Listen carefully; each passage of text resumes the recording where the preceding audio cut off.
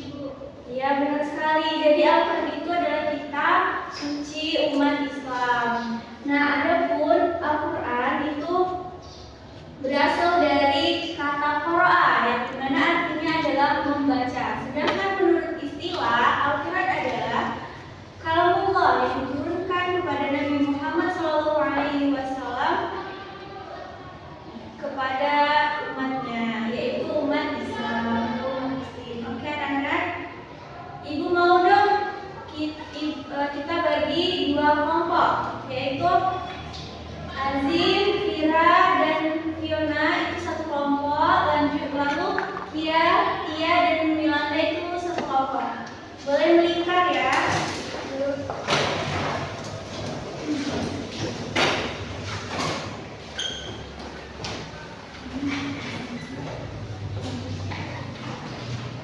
Nah, nanti di sini Ibu akan menampilkan video pendek. Oke, tapi sebelum Ibu menampilkan video, anak-anak Ibu tahu nggak apa sih fungsi Al-Quran ini? Siapa yang tahu? Ayo. Apa Azim? Ya, benar sekali. Jadi Al-Quran itu menjadi pedomannya umat Muslim. Jadi fungsi Al-Quran itu adalah sebagai petunjuk kita sebagai umat Muslim.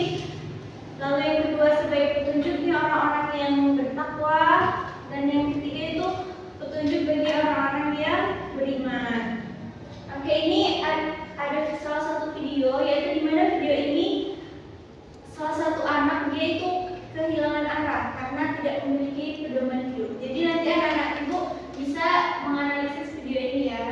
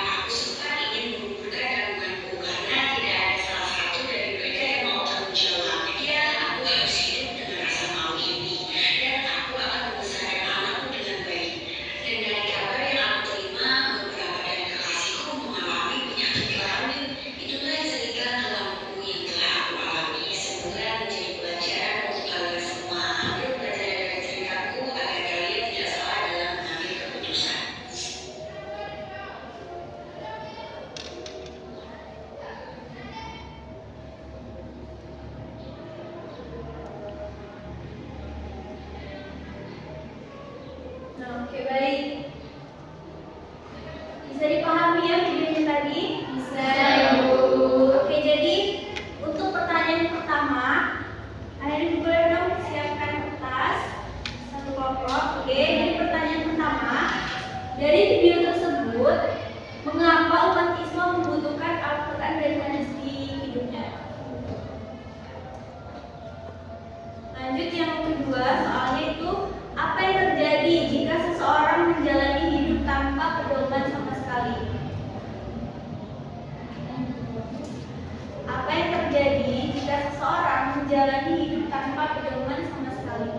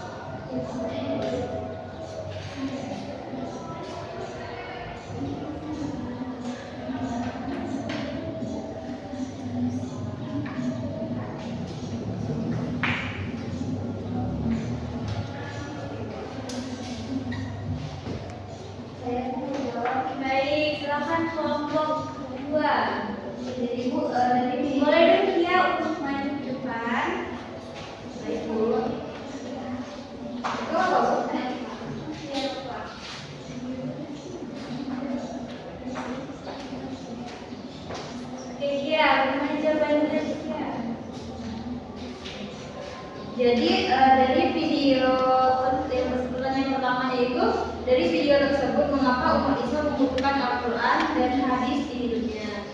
Jadi Bu, umat Islam itu membutuhkan Al-Quran dan hadis karena keduanya menjadi pedoman utama dalam menjalani kehidupan. Al-Quran berisi wahyu dari Allah yang memberikan petunjuk tentang akidah, ibadah, akhlak, dan aturan hidup. Sedangkan hadis berfungsi sebagai penjelas dan pelengkap dari Al-Quran. Karena melalui hadis kita bisa memahami bagaimana Nabi Muhammad menerapkan ajaran tersebut dalam kehidupan sehari-hari. Terus pertanyaan kedua itu, apa yang terjadi jika seseorang menjalani hidup tanpa pedoman sama sekali kan? Jadi Bu, jika seseorang hidup tanpa pedoman, maka hidupnya akan cenderung tidak terarah. Ia bisa mudah terpengaruh oleh hal-hal negatif seperti di video tadi kan Bu. Terus melakukan perbuatan yang merugikan diri sendiri maupun orang lain yang tidak memiliki tujuan hidup yang jelas. Nah selain itu, tanpa pedoman seperti Al-Quran dan hadis, seseorang bisa kehilangan nilai moral dan etika sehingga kehidupannya menjadi kacau, penuh kebingungan dan jauh dari ketenangan serta kebahagiaan yang sebenarnya. Seperti contoh di video tadi. Oke, semuanya beri aku dulu dong untuk. Nah, jadi dapat disimpulkan ya bahwasannya kita hidup di dunia ini sangat membutuhkan pedoman, apalagi kita sebagai umat Muslim, pedoman kita adalah Al-Quran dan hadis. Nah, itu jadi kita wajib menggunakan pedoman kita ini agar hidup kita menjadi terarah nantinya. Oke baik, mungkin hanya itu yang dapat Ibu sampaikan pada pertemuan kita kali ini. Untuk pertemuan minggu depan kita akan ada project, jadi anak-anak Ibu siapkan atau baca tentang hadis ya.